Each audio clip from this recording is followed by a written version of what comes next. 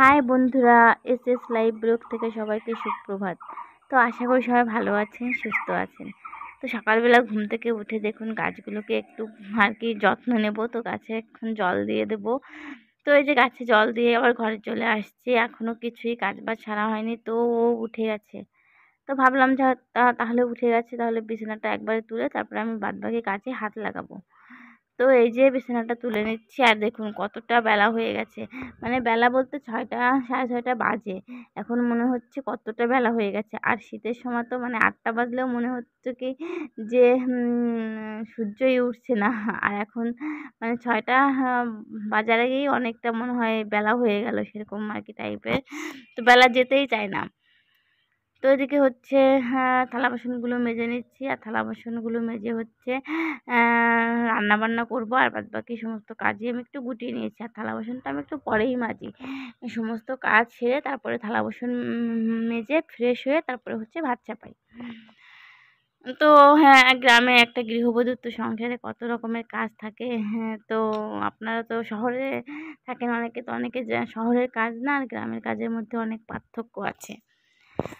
তো এই দেখুন রান্না করছি, আজকে রান্না করছি হচ্ছে ইঁচড়। তো ইঁচড়টা অনেক দিন আনা হয়েছিল ঘরে আর কি ছিল। তো ভাবলাম যে তাহলে আজকে রান্না করেই দিই। তো এই যে ইঁচড় রান্না করছে, আর এদিকে দেখুন মিস্ত্রিরা কাজ করছে। তো মিস্ত্রিরা এই পাশটা আর কি প্লাস্টার হয়ে গেছে, এখন এই যে বাথরুমের এটা প্লাস্টার করলে হয়ে যায়। আর হচ্ছে আজকে বাথরুমের ভিতরে ঢালাই করবে। তো মিস্ত্রিদের কাজ কমপ্লিট প্রায়, আর আমার সিঁড়িটা করলেই প্রায় মিস্ত্রিদের কাজ সম্পূর্ণ হয়ে যায়। তো ঢালাইয়ের জন্য এই যে ও ইট ভাঙছে, ইট দিয়েই আর কি বাথরুমের ভিতরে ঢালাই দেওয়া হবে। তো এই দেখুন বিকাল হয়ে গেছে আর কি। তো এখন হচ্ছে এই যে মিস্ত্রিরা ঢালাই দিচ্ছে। তো আজকে একজন আসেনি, 3জনই মিস্ত্রি কাজ করে, কিন্তু আজকে একজন আসেনি। তো সেই কারণে আমাদের একজন ওই দেখুন কাজে লেগে পড়েছে। তো মিস্ত্রিদের একটু হেল্প করে দিচ্ছে। তো আমাদের নিজেদের কাজ একটু মিস্ত্রিদের হেল্প না করলে হবে বলুন তো? তো আজকে বিকালে এই যে এখনও দোকানে যায়নি। তো যাবে, ঢালাইটা কমপ্লিট করে তারপরে ফ্রেশ হয়ে ও আর কি দোকানে যাবে। তো দেখি কতদূর কী হয়, মানে যদি আর কি সন্ধ্যা হয়ে যায় করতে করতে, তাহলে তো আর গেল না। কারণ ও না অনেকটা পরিশ্রমের কাজ আর কি করে না, তো অনেক দিন তো করতে গেলে না অনেকটা কষ্ট হয়ে যায় ওর। তো এই দেখুন ঢালাই কমপ্লিট হয়ে গেছে, আর সন্ধ্যাও প্রায় হতে আসলো। মিস্ত্রিরা হচ্ছে এখন চলে যাবে, সব কিছু ধোয়াধুয়ি করছে। আর এদিকে আমরাও একটু ফ্রেশ ট্রেশ হয়ে নিয়েছি। আর ঘরটা তো বুঝতেই পারেন কেমন হতে পারে। তো ঘরটা পুরো ঝাড় টাড় দিয়ে নিয়েছি, আর 2 প্যাকেট ম্যাগি করবো এখন। তো বলছে প্রচণ্ড খিদে পেয়েছে। তো কী করবো, আজকে বলছি তাহলে থাক, দোকানে যেতে হবে না। তো দোকানে যাইনি। আর দেখুন ঢালাইটা কমপ্লিট হয়ে গেছে, আর এদিকে হচ্ছে আমি ম্যাগি করে নিলাম। তো ম্যাগিটা না একটু ঝোল ঝোল টাইপের আর কি খেতে ভালো লাগে।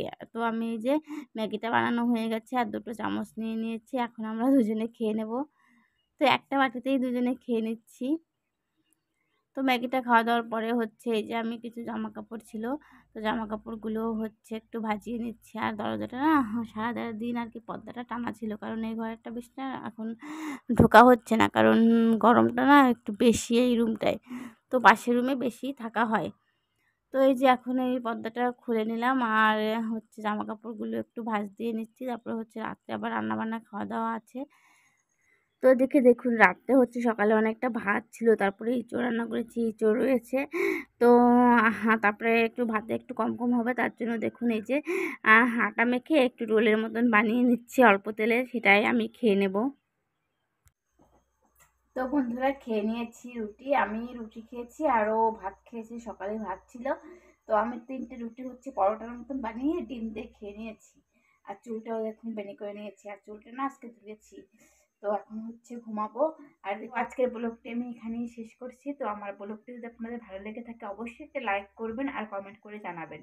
তো আপনাদের কাছে বিনীত অনুরোধ, আমার ভিডিওতে আপনারা দেখার সময় অবশ্যই একটা লাইক করে দেবেন।